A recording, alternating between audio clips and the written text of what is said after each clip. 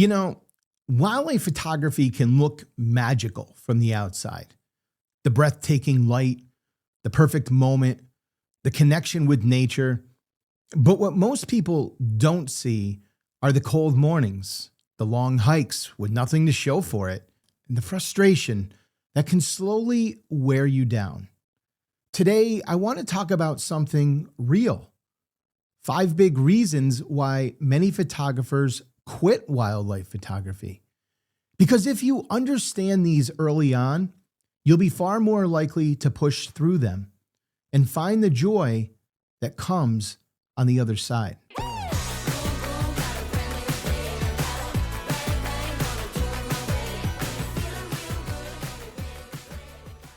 Hey everyone, I'm Jeff from Magnolia Photography SC, and I'm a professional wildlife photographer living in Charleston, South Carolina.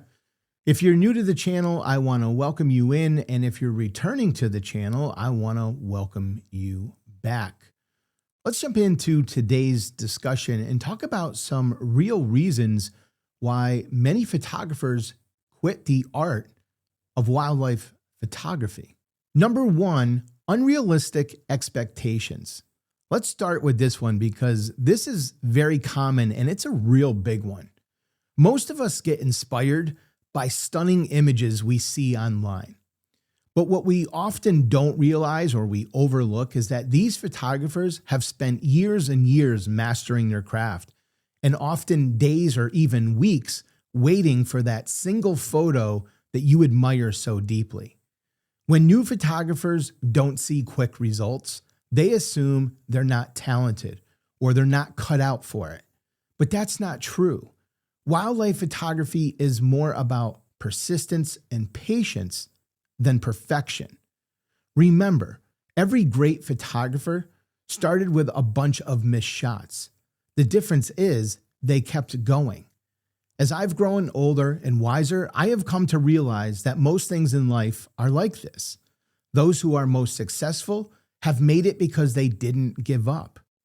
I realize this isn't earth-shattering news, but we live in a world of instant gratification, and when we don't see instant success, we tend to give up.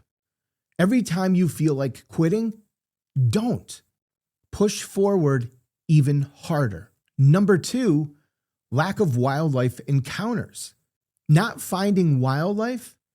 Well, you can't photograph what you can't find, and that's frustrating, especially when you spend an entire morning or even an entire day out there and come home with an empty memory card. But here's the truth. This is completely normal. Wildlife photography is 90% searching and 10% shooting. The key is to learn animal behavior and habitats.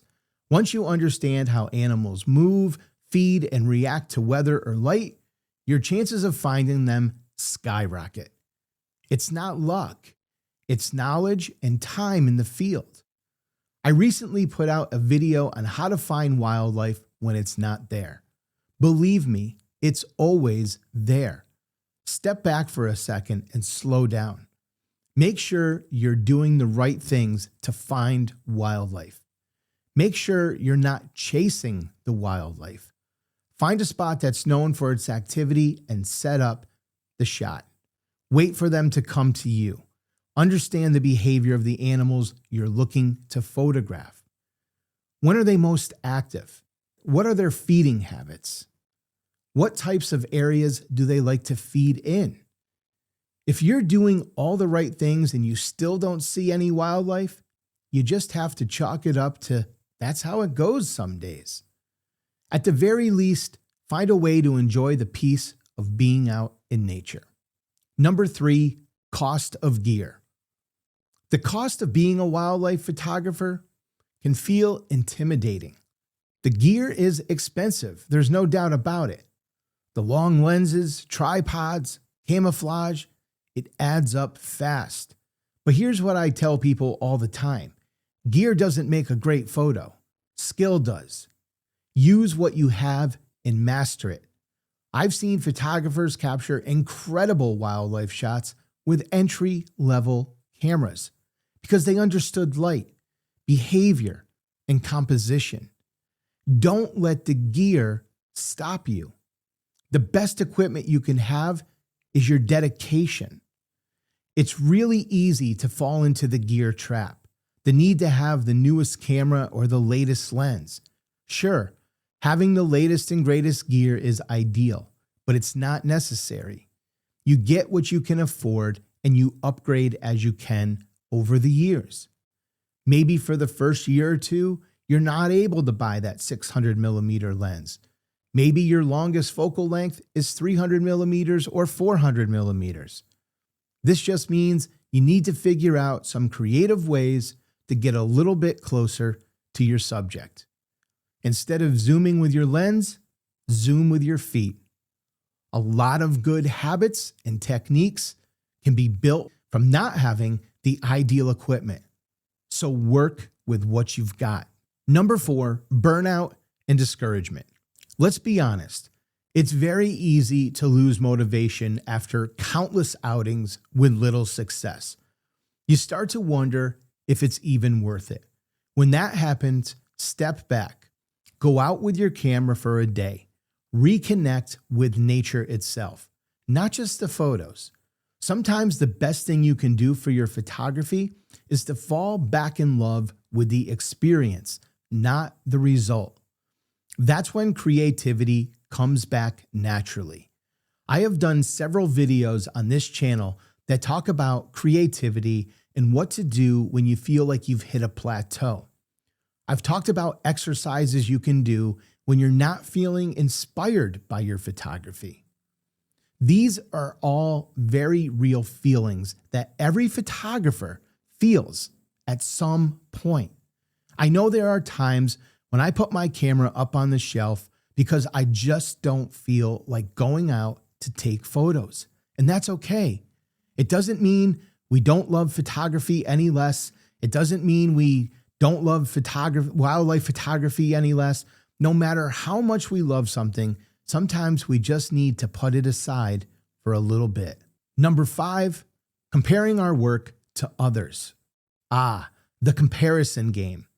It's one of the biggest creativity killers that I know. You start measuring your work against other photographers who have been doing this for decades, and suddenly your progress doesn't feel good enough. I have fallen into this trap, and it's dangerous. When I started out in photography as a wedding photographer, I was constantly looking at everyone else's work and comparing my photos to theirs, and I never felt good enough. I promise you, that is a very dangerous road to go down. But remember, you're on your own path. Every moment in the field teaches you something. Even on the days when wildlife seems to know you're there and they go into hiding, every missed shot builds intuition.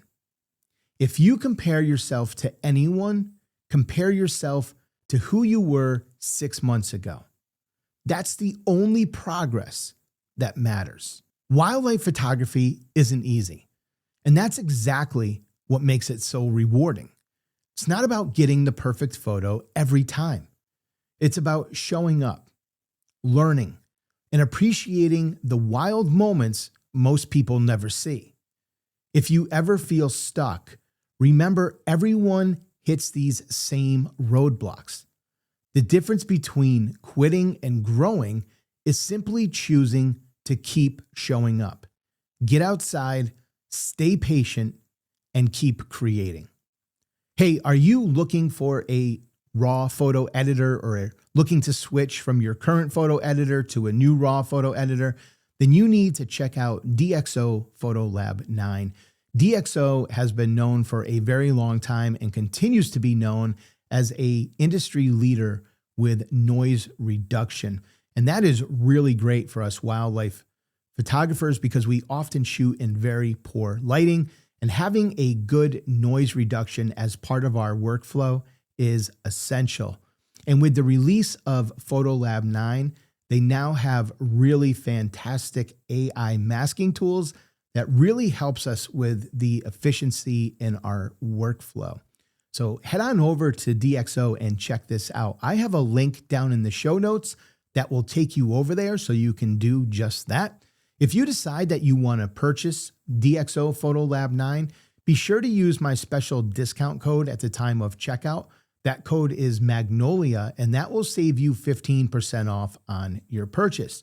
If you're not quite ready to make a purchase at this time, be sure to download a 30-day free trial where you can use the full program with absolutely zero restrictions so that you can try everything out for yourself firsthand. If you're worried about learning the program, maybe you're worried it'll take too long to learn the program and you're worried about that learning curve, well, don't worry. I make a DxO Photolab 9 Masterclass. Just head on over to my store, magnoliaphotographysc.com/store, and you can check out the course that I offer right over there. Has nearly 7 hours of instruction, comes with 15 raw practice files so you can try out all of the editing techniques that we teach in this class. And it comes with my DxO preset collection for wildlife and portraits, nature, and landscapes. And we cover everything from A to Z in this class. So by the end of it, you are going to have a step-by-step workflow so that you can create very consistent and professional looking images. Hey, thank you so much for stopping by and spending your time with me today for this video. Truly appreciate it. But before you go, you might want to check out this next video right here.